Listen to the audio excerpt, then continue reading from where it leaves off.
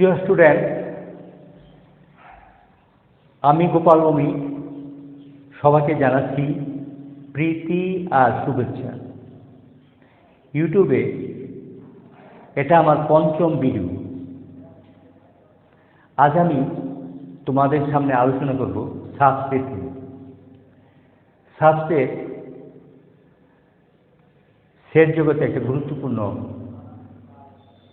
প্রকারভেদের মধ্যে একটি। আমরা প্রথমে দেখব যে সাবসেট কি। সাবসেট সম্বন্ধে বলতে গেলে বলা যায় দুটি সেট এ এবং বি এর মধ্যে এ সেটের সকল এলিমেন্ট যদি বি সেটে থাকে তাহলে আমরা বলবো এ সেট বি সেটের subset. Between two sets A and B, if every element of set A present in B, in this case we say that A is the subset of B. তো subset কথাটা প্রমাণ করতে গিয়ে বা subset কথাটা definition থেকে বিশ্লেষণ করে দেখা যায় তো এ সেটের এলিমেন্টগুলো বি সেটে আছে কিনা এটাই শুধু আমাদের দেখার ব্যাপার। কিন্তু বি সেটের এলিমেন্টগুলো কীভাবে আছে, কোন প্রকৃতিতে আছে, তারা কি এ সেটের সমান না এ সেটের বড়, এগুলো দেখার কোনো প্রয়োজন পড়ে না। কারণ ডেফিনেশন আমাদের বলে দেয় between two sets A and B, if every element of A present in B, in this case we say that A is the subset of B. A set B সেটের সাবসেট, এটাকে গণিতজ্ঞগণ প্রমাণ বা প্রকাশ করে থাকেন এ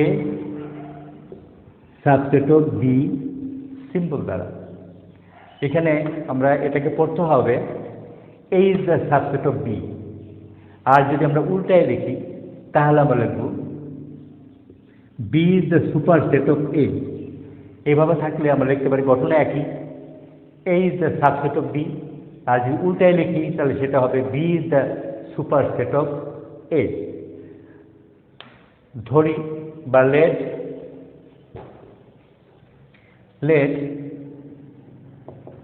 এ is the set of elements 1 to 3 আর B the set of elements 1 2 3 4 5। আমরা যদি স্পষ্টভাবে তাকাই বা একটু অবজার্ভ করি তাহলে দেখতে পাই এ সেটের সকল এলিমেন্টগুলো বি সেটেও আছে। কারণ এ সেটের এলিমেন্ট হলো 1 2 3, সেটা বি সেটেও আছে। এ সেটের সকল এলিমেন্টগুলো বি সেটে আছে। অতএব আমরা লিখব এখানে এ সাবসেট অফ বি। এটা আমরা লিখতে পারি যে এ সাবসেট অফ বি, কারণ এ সেটের সকল এলিমেন্টগুলো বি সেটে আছে। যদি এ সেটের সকল এলিমেন্টগুলো বি সেটে না থাকে তাহলে আমরা লিখব A not subset of B. যেমন এক্সাম্পল স্বরূপ বলা চলে let A the set of 1 to 3 and B the set of element 2 3 4 5। প্রিয় স্টুডেন্ট, আমরা দুটো সেট যদি আমরা পর্যালোচনা করি বা অবজার্ভ করি তাহলে দেখা যাচ্ছে এ সেটের সকল এলিমেন্ট 1 to 3 সেটা বি সেটে নাই। 2 3 আছে কিন্তু 1 নাই। যেহেতু অন্তত একটা এলিমেন্ট এখানে কম আছে, এ সেটের সকল এলিমেন্ট বি সেটে নাই, অর্থাৎ বি নট কন্টেইন এ সেটের অল এলিমেন্ট। সো আমরা এখানে লিখব A not subset of B. তাহলে স্পষ্ট দেখলাম যদি এ সেটের সকল এলিমেন্ট বি সেটে থাকে তাহলে এ সাবসেট অফ বি হবে। আর এ সেটের সকল এলিমেন্ট যদি বি সেটে না থাকে তা আমরা লিখব A not subset of B. আচ্ছা, আমরা যদি এখন ধরে নিই উপরের এক্সাম্পল থেকে লেট এক্স বিলংস টু এ, তাহলে আমরা স্পষ্ট কি লিখতে পারি x belongs to A, that is তাহলে আমরা লিখতে পারি 1 2 3, এটা তো এক্স ইকুয়াল টু 1 to 3, এক্ষেত্রে X equal to 1 2 3, X belongs to A মানে কি X equal to 1 2 3 belongs to A, belongs to কি এ। এ সেটের সকল element X belongs to A মানে 1 2 3 বিলংস টু এ। আচ্ছা, এখন আমরা এখানে স্পষ্টভাবে সাবসেট দেখতে পারি,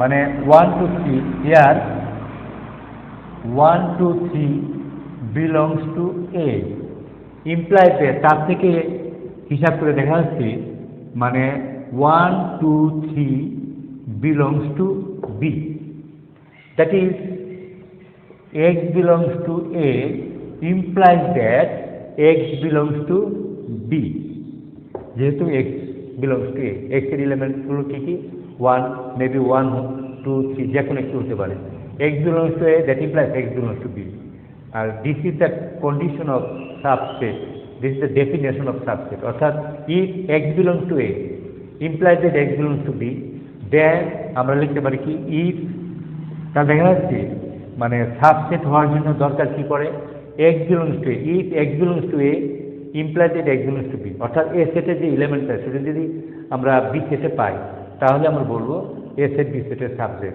এটা ডেফিনেশন কি, ইফ সেটে আমরা সাবসেটের ডেফিনেশনটা এভাবেও দিতে পারি, if x belongs to A implies that x belongs to B, then আমরা স্পষ্টভাবে লিখব A সাবসেট অফ কি B। যদি এটা না হয় তাহলে লিখতে পারবো x belongs to A x belongs to B হলে আমরা লিখতে পারবো A সাবসেট অফ B। প্রিয় স্টুডেন্ট, সাবসেট যে প্রতীকটা বা সিম্বলটা এটা অনেক বইতে বা অনেক কি বলবো অনেকেই দেখা যাচ্ছে সেটা ব্যবহার করে, এই সিম্বলটা এইভাবে ব্যবহার না করি, ওরা এইটা এভাবে ব্যবহার করে থাকে, সাবসেটটাকে এই সিম্বলটা ব্যবহার করে। কিন্তু এই সিম্বলটা আমাদের ব্যক্তিগত মতামত অনুসারে এই সিম্বলটা যদি বিশ্লেষণ করি তাহলে আমরা কি পাবো আমরা যদি এমন হয় A সাবসেট অফ B কে তারা এইভাবে A সাবসেট অফ B কে এইভাবে না লিখে ওরা লেখে এইভাবে, যদি এভাবে লেখা হয় তাকে যদি বিশ্লেষণ করি A সাবসেট অফ B আসে, আর আসে কি A সাবসেট অফ B, এটাকে এই সিম্বলটাকে যদি বিশ্লেষণ করি তাহলে আসে A subset of B or A equal to B, তাহলে A ইকুয়াল টু B, হ্যাঁ এটা সাবসেট নয়, তারা A ইকুয়াল টু B এই জিনিসটা যদি আমরা লিখি তাহলে এই জিনিসটা তখনই আসে যখন উভয় সেট বিশ্লেষণ করা হয়, অর্থাৎ A আর B সেটের এলিমেন্ট সেম।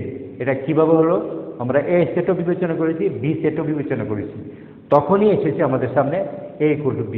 কাজে A ইকুয়াল টু B এটা কোনো সাবসেটের সিম্বল হতে পারে না, তারা ইকুয়ালের সিম্বল, যেটা সেট ইকুয়াল সেটা বোঝাতেই ব্যবহার করা হয়। তো কাজেই এখানে A সাবসেট অফ B কে এই সিম্বল দ্বারা প্রকাশ করা উচিত বলে আমরা মনে করি আর কি। আচ্ছা, আমার সপক্ষে কথাগুলোর সপক্ষে এনসিইআরটি বইয়ের যুক্তি অবশ্যই রয়ে গেছে। এনসিইআরটি বইয়ের পেজ নাম্বার 9 যদি দেখি তাহলে সাবসেট সম্বন্ধে ওইখানে অনেক কিছু বলা আছে, তার মধ্যে সিম্বলটাকে A মানে সাবসেট অফ B এইভাবেই লিখেছে। তো চিরসবুজ, পরবর্তী সময়ে আমরা যদি সাবসেট কোথাও ব্যবহার করি তাহলে A সাবসেট অফ B এই সিম্বলটাকেই ব্যবহার করব, আমরা এই সিম্বলটা ব্যবহার করব না, কারণ আমাদের দৃষ্টিতে এটা ডেফিনেশনকে অ্যালাউ করে না। মানে সাবসেটের ডেফিনেশন কি, if x belongs to A then if x belongs to A that implies x belongs to B then A subset of B, অর্থাৎ A সেটের সকল এলিমেন্ট B সেটে থাকলেই A সেট B সেটের সাবসেট, কিন্তু B সেটের প্রকৃতি বিবেচনা ডেফিনেশনের ব্যাপার ছিল না, তাই B সেট প্রকৃতি B সেটের নেচার বা প্রকৃতি বিবেচনা না করলে A ইকুয়াল টু B সেটা আসতে পারে না। তাই আমরা পরবর্তী সময়ে A সেট B সেটের সাবসেট বোঝাতে এইভাবে এই সিম্বলটা ব্যবহার করব, যাকে করতে হবে এই is the subset of B। চিরসবুজ, আমরা এই যে সাবসেট, এই সাবসেটের কতগুলো প্রপার্টি আছে, প্রপার্টিগুলো শুধু আমি এখন শুধু বলবো, তারপর পরবর্তী সময়ের স্বল্পতার জন্য এই ভিডিওতে হবে না, পরবর্তী মানে ষষ্ঠ ভিডিওতে প্রত্যেকটা প্রপার্টি আমি প্রমাণ করে দেব, সবাইকে দেখার আমন্ত্রণ থাকলো। তো প্রপার্টির মধ্যে প্রথম প্রপার্টি হলো ফাই, অর্থাৎ null set subset of every set. আবার দ্বিতীয়টা হলো if A subset of B subset of A then A equal to B। আর তারপর আরেকটা প্রপার্টি হলো A subset of B subset of C। If A subset of B B subset of C then A subset of C. এটা একটা property সাবসেটে।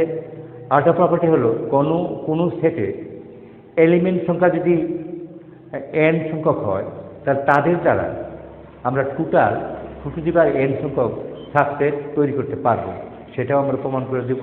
তারপর আরেকটা জিনিস আমি প্রমাণ করব, natural number, whole number, natural number, whole number, integer এবং কি রেশনাল নাম্বার এবং এই রিয়েল নাম্বার, তাদের মধ্যে কে কার সাবসেট হিসাব করলে দেখা যায় natural number subset of whole number, whole number subset of integer, আর ইন্টিজার এবং ইন্টিজার সাবসেট অফ কি রেশনাল নাম্বার এবং কি রেশনাল নাম্বার সাবসেট অফ আর।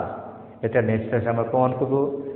চিরসবুজ এখানে সময়ের স্বল্পতার জন্য আর অগ্রসর হচ্ছি না। আগামী ভিডিও দেখার আমন্ত্রণ থাকলো। সবগুলি প্রপার্টি আমি প্রমাণ করব। ধন্যবাদ।